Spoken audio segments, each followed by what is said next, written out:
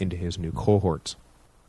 He then arrayed them in 3 lines, a nod to the past, but drilled his troops on rapidly cycling forward, not waiting for one to be pushed back before the other stepped up. The idea was to always keep the freshest troops on the front line, have them fight like mad for a few minutes, and then go to the back and let another line step in. Hockey coaches the world over are all heirs to the Marian legacy. But Marius did not stop just with how his army fought. He also changed the entire outlook of what it meant to be a soldier. Previous armies took seriously the responsibility of combat, but left the actual packing of equipment around the world to slaves and pack animals.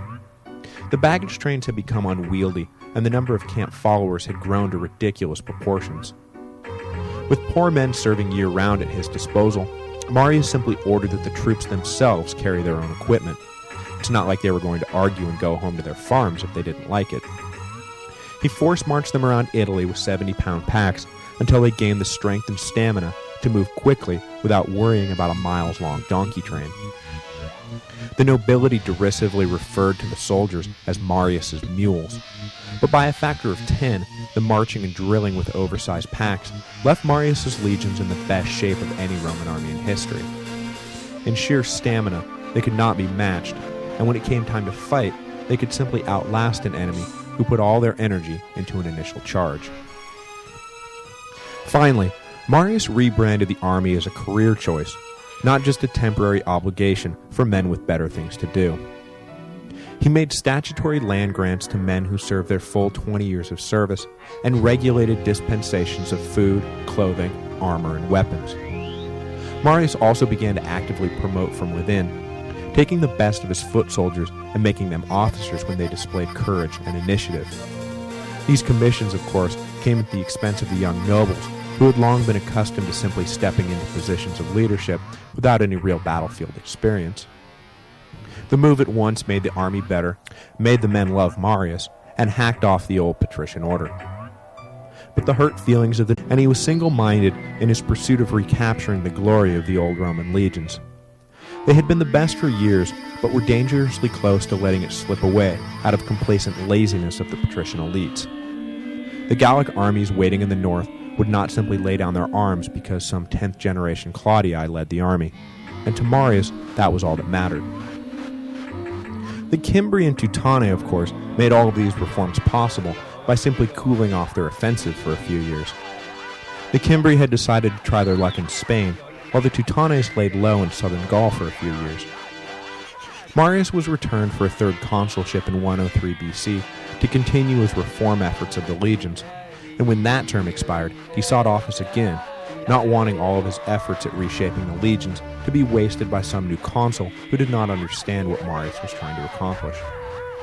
Plus, he had been preparing for a great showdown with the Gauls, and frankly, they were not playing their part very well. Marius had put a lot of effort into building an army that could defeat them, and now he wanted the credit and glory he felt he deserved. In 102 BC, in the midst of his fourth consulship and third in a row, the barbarian tribes finally obliged and set about planning an invasion of Italy. Though the Cimbri and Teutones combined to form an army a staggering 200,000 men strong, they made a critical error and decided that instead of overwhelming the Romans in a single mass onslaught, they would divide and invade Italy on 2 fronts. It may have looked good on paper, but it let the outnumbered Romans off a rather large hook. With the barbarian army divided, Marius could focus on one, then the other, without ever facing the insurmountable odds that an army of 200,000 men presented. The Cimbri circled around and were set to come into Italy through the Alps from the northeast, while the Teutoni were to come in along the Mediterranean coast. Marius sent a force under his consular colleague's direction to delay the Cimbri's passage through the Alps, while Marius himself took his new toy into France to head off the Teutones before they ever got to the mountains. Further tribal recklessness led to another piece of good luck for Marius. A contingent of 300,000 Germans broke out ahead of the main barbarian army as soon as they caught sight of the Romans. Marius was able to rout this charge with ease and place half a legion behind some nearby hills before withdrawing. The rest of the Teutonic army marched forward in pursuit, and when they had passed the hidden cohorts, Marius turned and attacked. All their attention forward, the barbarians never saw the 3,000 Romans emerge from their hiding place. Unsure of who or what was attacking them from behind, the barbarian army became a mass of confusion, which Marius easily exploited. The Teutonic army was annihilated. Things did not go smoothly against the Cimbri, however. The other consul for the year had been unable to hold them back, and by the end of 102 BC, Italy found itself playing the unwilling host to 100,000 barbarian invaders. In the elections that year, Marius was again returned as consul. No sense in getting off the horse in midstream.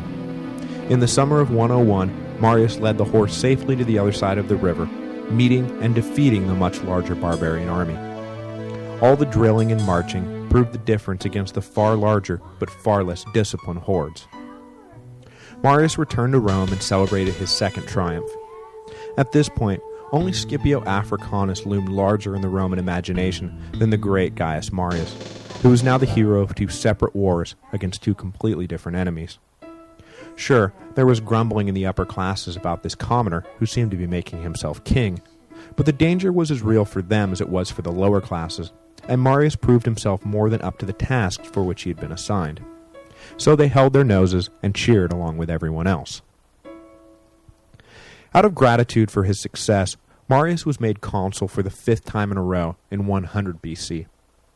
It may have been one consulship too many, however, as a bit of Marius's popular luster wore off.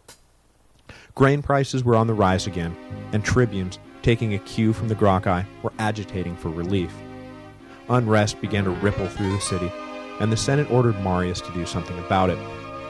Seeing the immediate expediency of restoring order to Rome, Marius complied, but it pitted him against the popular assemblies who had done so much to lend credibility to his never-ending reign.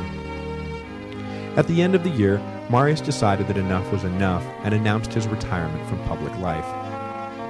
If the story had ended there, Marius would have already secured his place in history as one of Rome's greatest and most famous leaders. But he was not done yet. Next week, the old man will be pulled out of retirement to deal with the inevitable result of Roman mistreatment of their Italian allies. In what would become known as the Social War, Marius would again fight alongside Sulla, his perennial lieutenant, now a general in his own right. The Social War would be the last time the two fought on the same side, and the intense rivalry between the two men would soon erupt into a bloody back and forth of purging and counter-purging that shocks the conscience even today.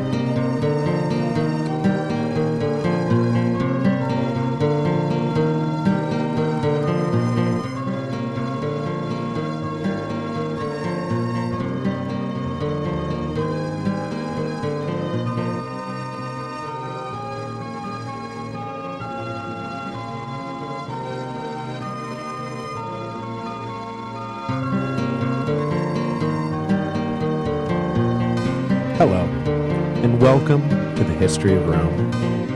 Episode 32, The Social War. After his final consulship in 100 BC, Gaius Marius returned to a self-imposed exile, and it appeared that the great general had left the public stage for good. 10 years of relative peace followed, until, in 91 BC, Rome was once again threatened by a hostile enemy, triggering Marius's return to the familiar territory of war and politics.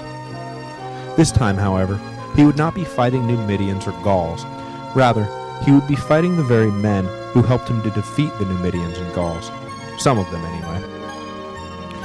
The Roman-led Italian Confederacy, which had endured now for hundreds of years and had stood firm even against the clever might of Hannibal Barca, whose entire strategy hinged on bringing about its dissolution, was finally breaking. Ordered the Italian allies finally became intolerable, and rather than making obviously just concessions, the tone-deaf Roman Senate took a hard-line stance, initiating what was to become known as the Social War, when a collection of Italian allies would break away and form an independent state. After 2 years, the Italians would finally be granted their simple request to be treated as equals, but of course, those were a bloody 2 years. The war served no one's interests and should have never started. Just another example of unnecessary carnage brought about by short-sighted pig-headedness. Trouble had been brewing for years. The fight for full Italian citizenship had picked up momentum during the tribunates of the Gracchi, but the Senate had always managed to block the extension of suffrage, more concerned with the immediate political expediency of denying the Gracchi and their allies a victory than actually addressing whether or not the policy was right or wrong.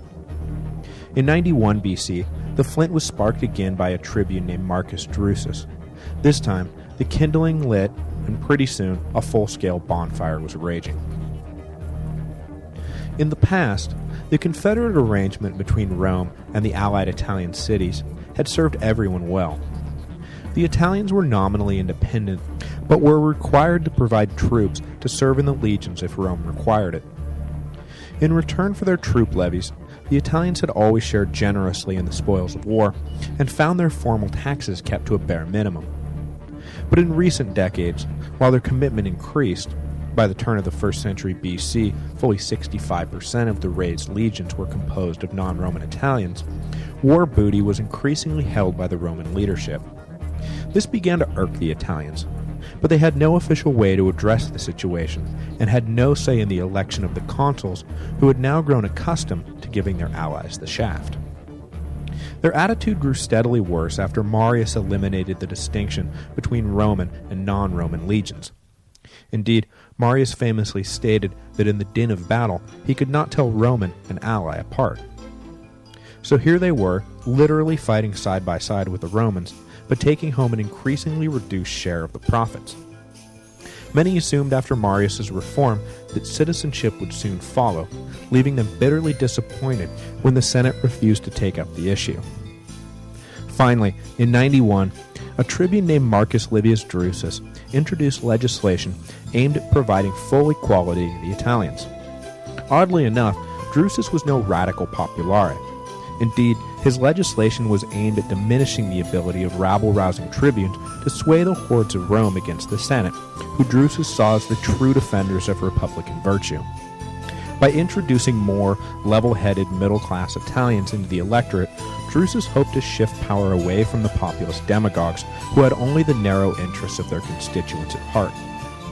The Senate didn't pick up on the vibe Drusus was laying down, however, and immediately opposed the idea.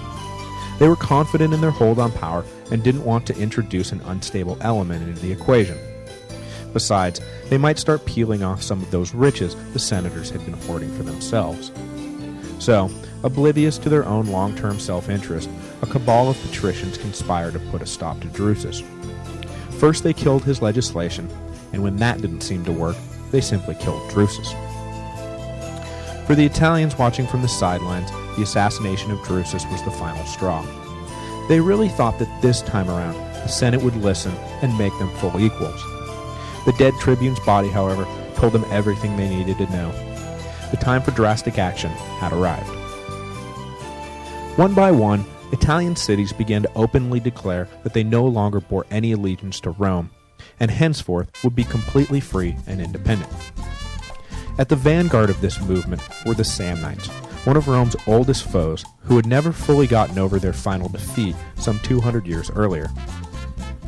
In Rome, the news was greeted with furious disbelief. To them, the issue of who ruled Italy had been solved at the close of the Samnite Wars. But the disbelief did not delay their actions, and legions were immediately raised to put the upstarts back in their place. Across Italy, though, town after town joined with the anti-Roman Confederacy. The only region to remain steadfastly in the Roman camp were the Latins. Everyone else, it seemed, was going to take their shot at independence. It did not, however,